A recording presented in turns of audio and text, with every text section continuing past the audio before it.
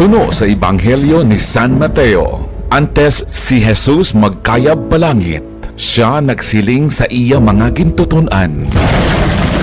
Ginhatag sa akon ang tanan nga gahom sa langit kag duta.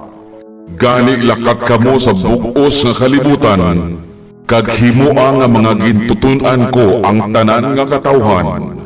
Kag bunyagin ninyo sila sa ngalan sang Amay, kag sang Anak, kag sang Espiritu Santo. Kag tudloi sila nga tumanon ang tanan nga sugo ko sa inyo. Dumduma, kaupod ninyo ako sa tanan nga tion. Tubtob sa katapusan sang panahon. Ang Katisismo sa Kahanginan Apostolate, kaupod sang Bombo Radio Iloilo, kag sang Haro Archdiocesan Commission on Social Communications.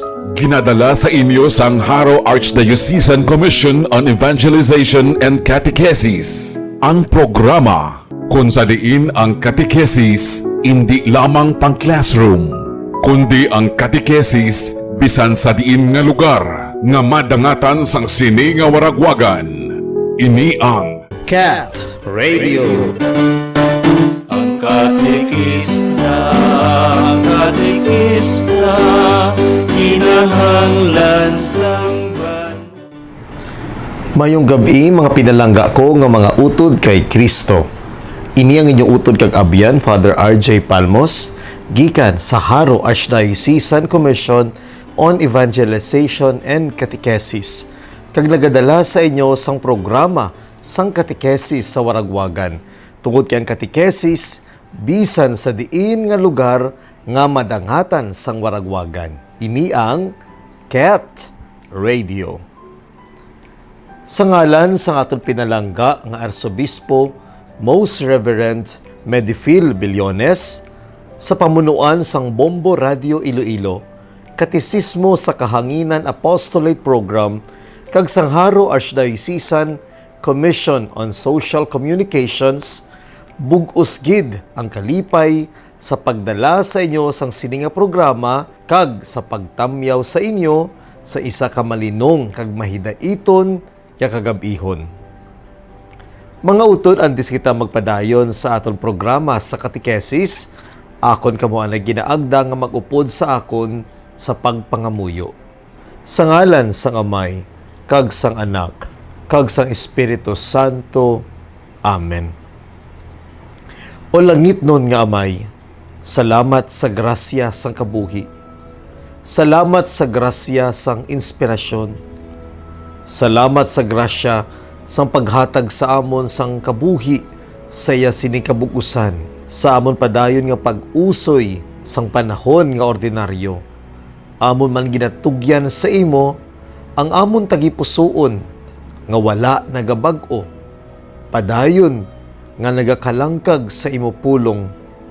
Padayon nga nagakauhaw ka nagakagutom sa imo lawas. Itugot o Amay, yang Santa Eucharistia nga amon ginabaton dira sa pagkalawat, magpalig-on sang amon kabuhi, kag magpabakod sa amon panimuot, nga manginbuhi gid kami nga simbahan ni Kristo, imo anak, kag amon Ginoo. Ginapangayo namon ini sa imo, pagi kay Kristo, nga amon Ginoo. Amen. Sa ngalan sang Amay, kag sang Anak, kag sang Espiritu Santo. Amen. Sa subong nga Domingo, kita mga utod nagasaulog sa ikanapulog-apat nga Domingo sang ordinaryo nga panahon. Sang tinalikdan nga mga Domingo, sunod-sunod ang aton pagselebrar sa mga piyesta solemne. Sugod sang panahon sang pagkabanhaw sang aton Ginoo, aton ginselebrar ang ika-40 nga adlaw nga mong piyesta solemne sang pagkayab sang aton Ginoo sa langit.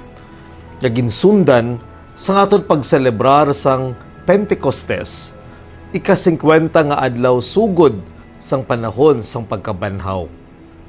Pagkaligad sang Pentecostes, aton mga utod ginselebrar ang piyesta solemne sang Santissima Trinidad, kag ang piyesta solemne sang Corpus Christi. Sang tinalikdan nga Domingo, Pinasahi mga utod, tuod kay celebrar naton Hunyo 29 ang Piyesta Solemne sang duwa ka haligi sang aton Santa Iglesia, ang duwa ka apostol, San Pedro kag San Pablo. Sa subong mga utod nga Domingo, posible na mag-uliwat kita. Tungod kay sa malawig man nga panahon nga kita nagsimba nga Domingo, sugod sang panahon sang Kwaresma, mag-uliwat kita mga utod nagselebrar sang panahon nga Domingo sa ordinaryo nga panahon.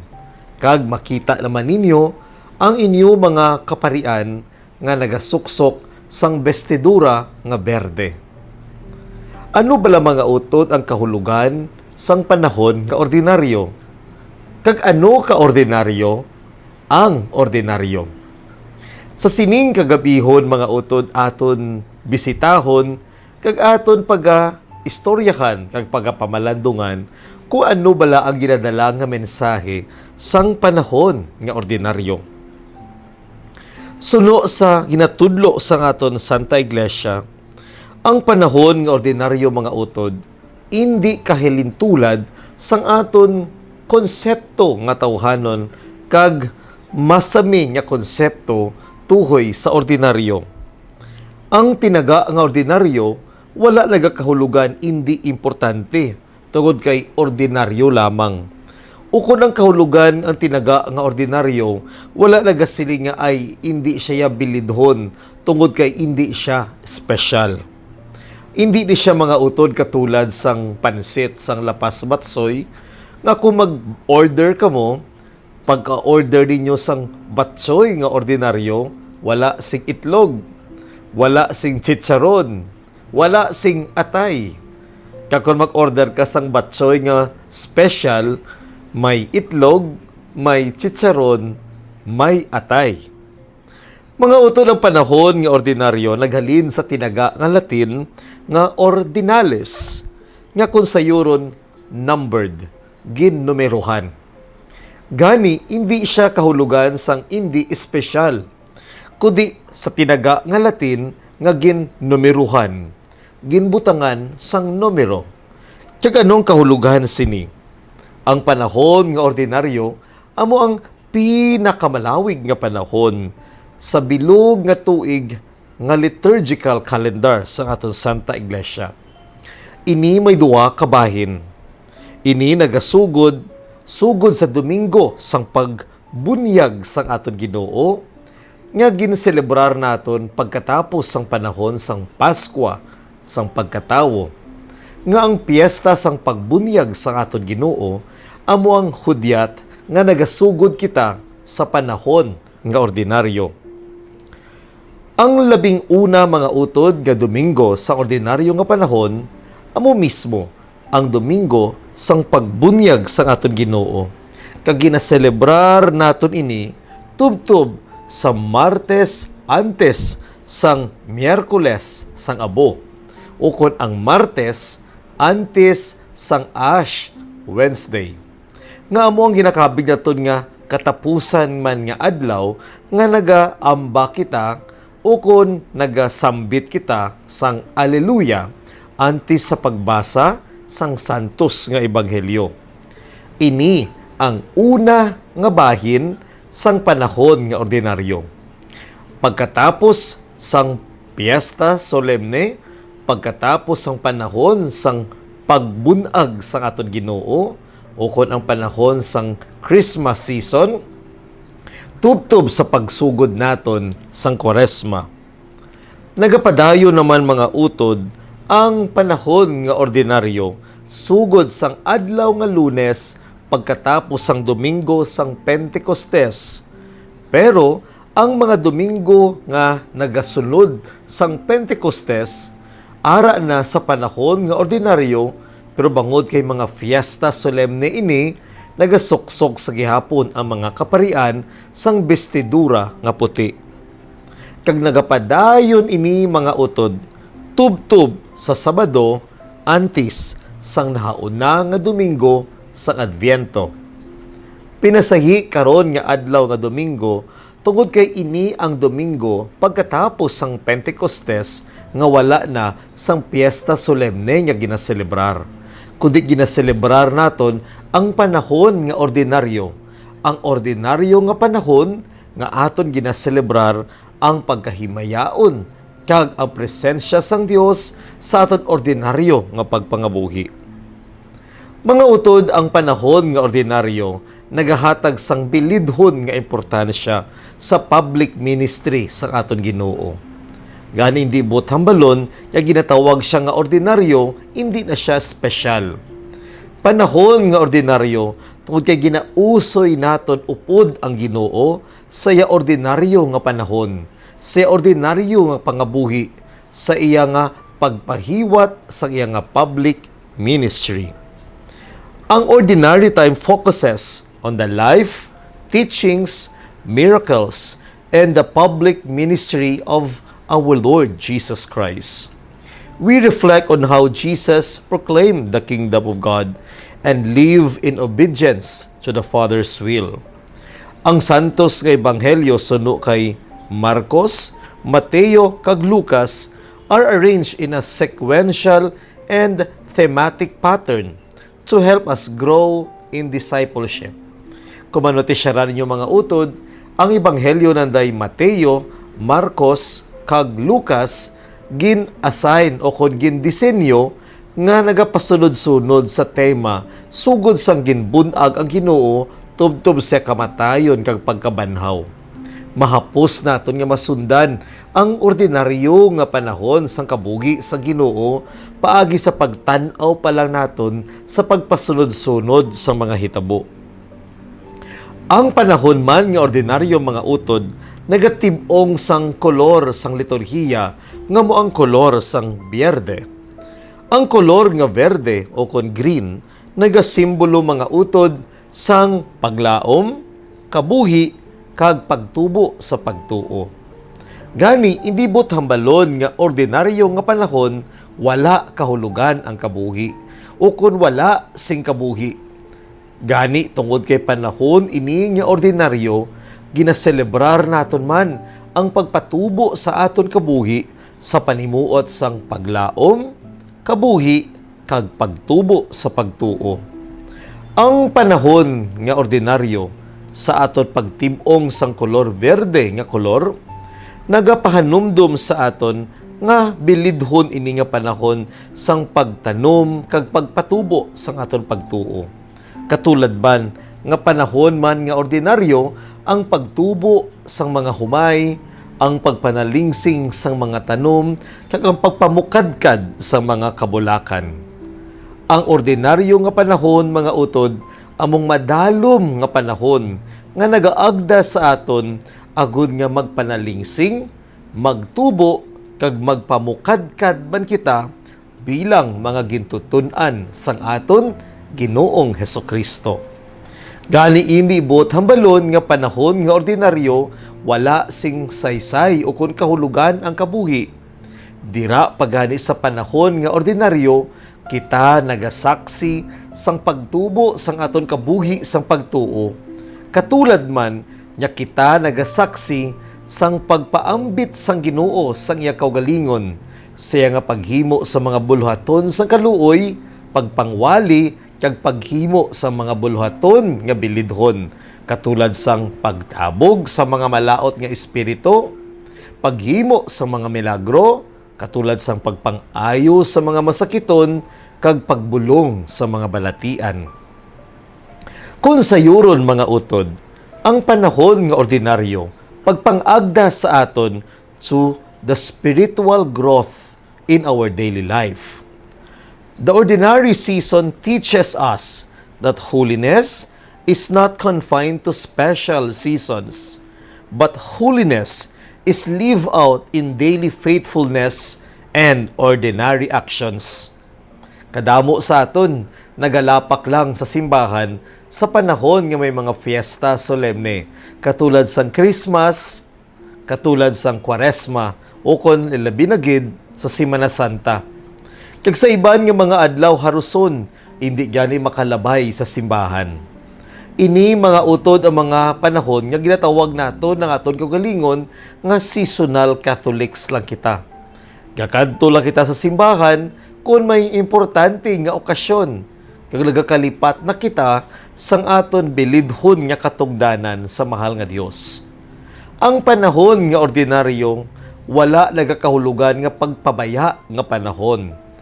Ang panahon nga ordinaryo pagpahanumdum sa aton tanan nga bisan pa may fiesta solemne o kun wala, nagapadayon nga nagalibot ang pagabuhi. Gulong ng palad ika nga kung sa Tagalog. Gani, sa inyo nga nagapalamati sa sining aton programa sang Waragwagan, nakasimba ka na bala kaina? Nakasimba ka bala? Kag bangod bala kay panahon nga ordinaryo subong? Masiling ka lang nga, ay, masimba na lang ako pag misa aginaldo na. Kung amuy na mga utod ang aton panimuot, nan, isa ka man sa mga Katoliko nga ginatawag seasonal Catholics. Dili kita seasonal Catholics. Kita mga Katoliko nga mga Kristiyano sa tanan nga panahon. Dapat kita ginatawag Catholics for all seasons. Hindi lamang sa panahon sang pagkapunag sa Ginoo, hindi lamang sa panahon sang pagkasakit sang Ginoo, kundi dapat ginaupdan manaton ang Ginoo sa ordinaryo nga panahon sa iya kabuhi. Kung sa diin siya nagatudlo sa aton, siya nagahatag inspirasyon sa aton, siya nagapaambit sa aton, nga labaw sa tanan, maluwas nga siya anak sang Dios, si Jesus, tawo man nga matuod, tawo man nga naging kubos para sa aton. Gani mga utod, pagpangagda ang panahon nga ordinaryo, agon nga magtubo kita sa mga panimuot nga Kristohanon. Magtubo kita sa mga bilidhon nga mga bertud, katulad sang pagigugma, kag pag-alagad.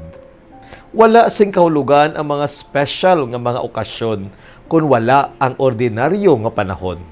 Katulad ba labi sa aton mga panapton sa aton aparador? Kung tag sa kaadlaw na lang nagasuksok kita sang barong sa mga kalalakinan o kung nagasuksok sang gown sa mga kababayinan, hindi bala ka mo matakan? Lunes, Martes, Miyerkules, Huwebes, Biyernes, Sabado, Domingo, nakabarong Tagalog ikaw? O kung nakagawon ikaw? Masilig lang ang iban. Ti Father, amo na yung uniform namon. Nagabarong kami sa sulod sa opisina. Di bala? Kung amo na imo nga ginasuksok nga panapton, ordinaryo na lang nga panapton. Pero may special ikaw nga panapton, di bala? Sa mga tao nga wala nagasuksok sang uniform sang barong, ang barong special nga panapton. Katulad man nga sa mga tao nga wala nagasuksok sang gown bilang uniform, ang gown special nga panapton. Pero mga utod, may kahulugan ang panapton nga ini. Kay managahatag sini sa aton sang reminder nga ay may special nga celebration subong. Pero bangod bala kay may special nga celebration, ang mga adlaw nga ordinary celebration wala na kahulugan? Dira kita mga utod ginahangkat sang panahon nga ordinaryo nga magpatubo sang aton mga panimuot kag mga bertud. Kag sino nagsiling nga wala sing kahulugan ang panahon nga ordinaryo? Tungod kay sa pagselebrar naton sang panahon nga ordinaryo, ginaselebrar naton mga utod ang nanarisari nga mga hitabo sang kabuhi sang aton simbahan. Kaupod na diri ang selebrasyon sa mga kapiyastahan, handumanan sang mga pinalangga naton nga mga abyan sa langit, ang mga santos kag ang mga angheles. Sa sining panahon sa ordinaryo, madamo mga utod nga mga kapiyastahan o kun mga handumanan nga ginaselebrar naton tuhoy sa isa kabalaan nga tawo. Kag paagi sa pagselebrar sang ila kaadlawan, sang anibersaryo sang ila nga pagkabunag sa ginarian sang langit, ginadumduman naton tanan nga sila tawo man katulad naton. Apang sila nangin santo o ko nangin santa, tungod kay sila nangin bagani sang pagtuo. Sila nagtinguha nga magpakabalaan. Sila nagtinguha nga mangin modelo sang pagtuo. Sila nagtinguha nga ikabuhi ang mga bertud kag panimuot bilang hugot nga Kristiyano nga mga Katoliko.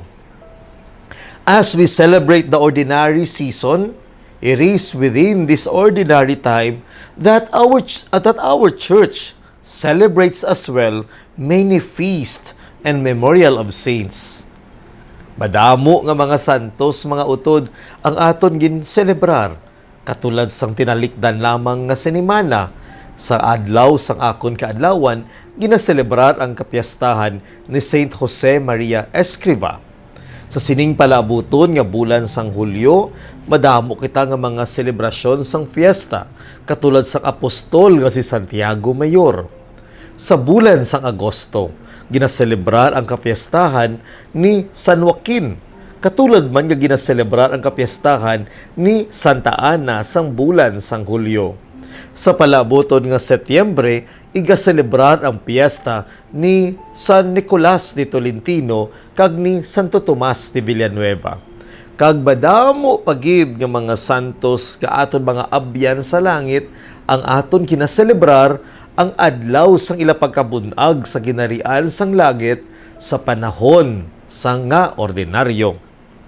Gani mga kauturan, ang panahon nga ordinaryo o kon ordinary season, pagpangagda sa aton sa isa ka misyon. Isa ka misyon sang kabuhi nga amo ang pagpahanumdum sa aton pinalangga nga Santo Papa, Pope Leo XIV. Nga sa tanan sa aton kabuhi, kita dapat mag-usoy sang banas sang misyon. Every baptized person is called to mission. Tanan kita may panawagan sang misyon, kag tanan kita nagatinguha dapat nga magsabat sa sining panawagan. The ordinary time reminds us that every baptized person is called to continue the mission of Jesus in the world. Paagi sa aton pagpangamuyo, sa aton pagsaksi sa nagakalatabo sa kalibutan, sa aton paghimo sang buhat sang kaluoy, kag sa aton pagpakigbahin sa pagpasad sang ginarian sang langit diri sa duta. Hindi buot hambalon nga panahon nga ordinaryo, nagapaganoy-ganoy na lang kita sa aton kabuhi. Sa panahon nga ordinaryo mga utod, kita mas ginahangkat kag ginatangsar sang mahal nga Dios, agud nga mangin buhi kita nga ebanghelyo sa iban. Kung seryoso kita sang selebrasyon sang panahon sang Kwaresma, nga duhalos tanan na lang mabuot kag balaan, tanan na lang mapisan magsimba sa panahon sang Paskwa, sang pagkabunag sang Ginoo. Buot ang balon bala nga sa panahon sang ordinaryo, mabalik na lang ang tanan sa aton kinaandan nga mga pamatasan. Dili mga utod. Ang panahon nga ordinaryo, panahon para nga padayon kita nga magtubo sa aton pagtuo. Padayon kita nga magpanalingsing kag magpamukadkad. Tungod kay sa sining panahon sang kabuhi naton, sa sining panahon nga ordinaryo, aton mas masaksihan ang realidad sang kabuhi kag ang realidad sang sining kabuhi sa nagakalatabo sa aton palibot kag kaangtanan sini sa aton kabuhi sa pagtuo. Ang panahon nga ordinaryo nagaagda sa aton nga mas mangin sensitibo sa nagakalatabo sa aton palibot, mangin buhi nga mata sang kamatuoran, mangin buhi nga bibig sang mensahe sang kamatuoran, mangin buhi nga dulunggan sa pagpamati sa mga nagakalatabo sa aton palibot, kag mangin buhi nga mga kalag kag lawas para sa mahal nga Dios. Diri naton mga utod mas mahangpan ang kahulugan sang mga tinaga nga aton ginasambit antes kita magpangalawat. Ginoo, dili ako takos nga magsulod ka sa akon puloy-an. Apang imit lang lamang ang isa ka pulong kag magaayo ang akon kalag. Sa panahon nga ordinaryo mga utod, kung sa din ginahangkat kita nga magpakigbahin sa panawagan sang ebanghelisasyon, kung sa diin ginahangkat kita nga magpakigbahin sa panawagan sang pagdala sang aton mga kauturan sa bana sang pagliso sang kabuhi sang pagkamakasasala, kita ginahangkat man sa mahal nga Dios nga usisaon ginaton ang aton tagipusoon sa aton pagkadili takos, agud nga sa aton pagkadili takos kita magpaubos. Tungod sini mga kauturan, ang panahon nga ordinaryo, panahon agud nga dumdumon kag balikan naton ang tuburan sang grasya sa aton kabuhi, ang palaagyan sang grasya sa aton kabuhi, nga amo ang mga sakramento. Dili buot balon nga panahon sa ordinaryo, hindi na kita magsirimba, hindi na kita magparangon fisar. Kaghulaton pa naton ang mga espesyal nga okasyon. Tama ini kadako nga problema.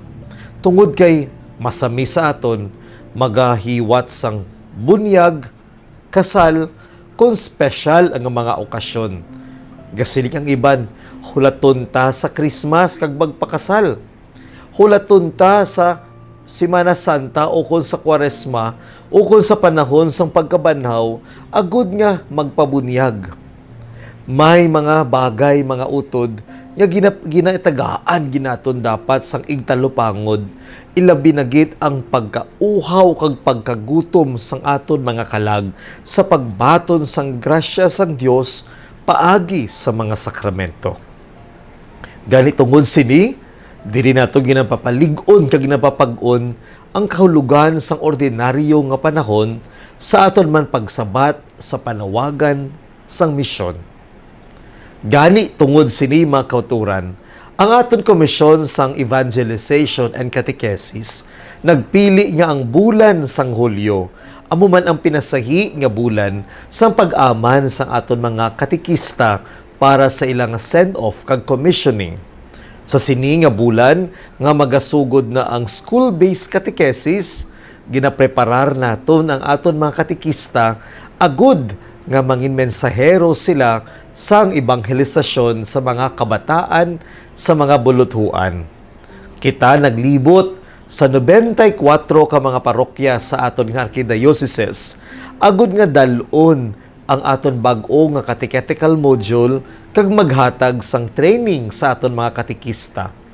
Kita man nagdihon sang formation program agud nga magpadalom pagid ang panimuot sa mga katekista.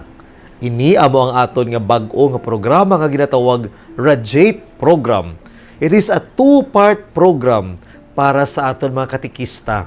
Agud nga makaupod sila sa banas sang Ginoo sugod sa panahon sang pagkabanhaw, tubtob sa bukid sang Olivo, kundi inahanabo ang pagkayab kag ang pagpadala sang Ginoo sa mga gintutunan. Ini pagasundan sang second part sang sini nga programa nga sugod naman sa bukid sang Olivo pakadto sa Sinakol, kung sa diin nahanabo ang descent o kon ang pagtunda, pagkunsad sa Espiritu Santo sa mga apostol. Ini mga utod balaan nga bulan sang Hulyo.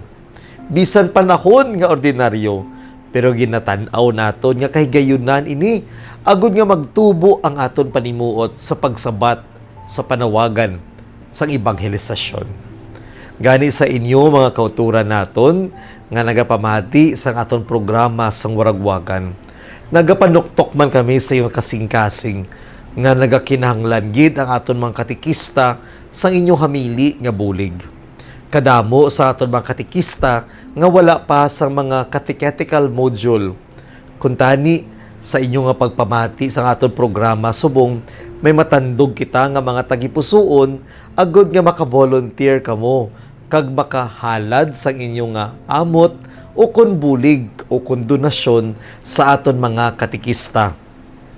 Kung pwede tani mga utod, kadtuin ninyo ang inyong mga kura paroko kag makashare kamo sa inyong nga donation para sa mag-procure sang catechetical modules.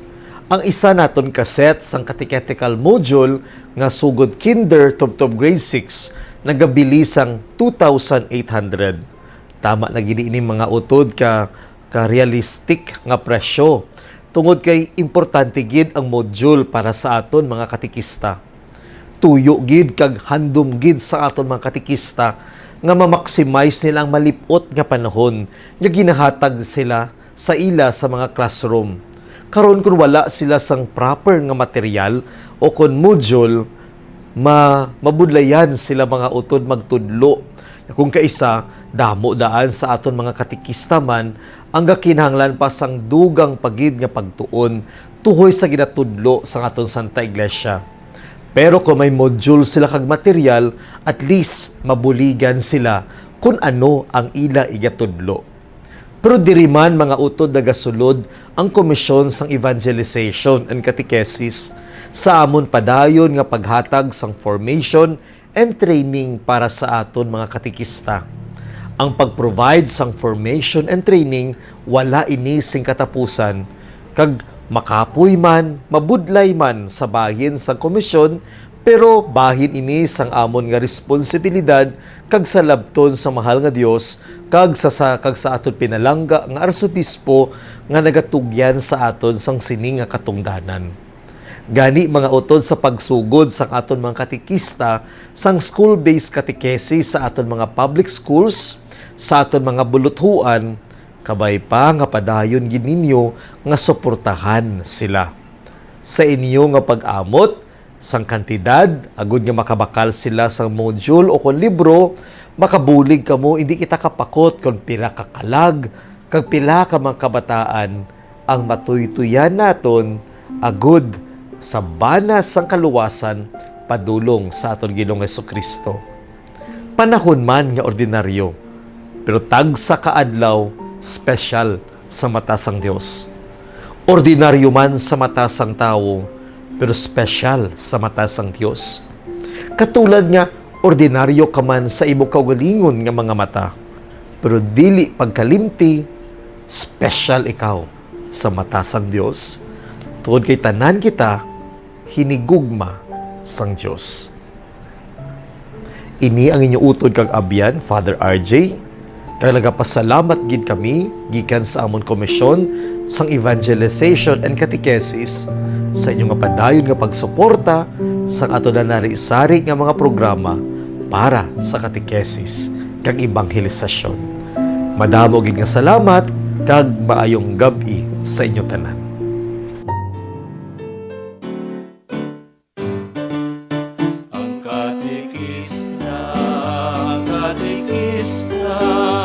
Kinahanglan sang banwa sa pagpalaplag sang balita, mayong balita sang ginuta. Ang katekista dapat tulara, katinguha sang matulid na pagtuon, agud masayra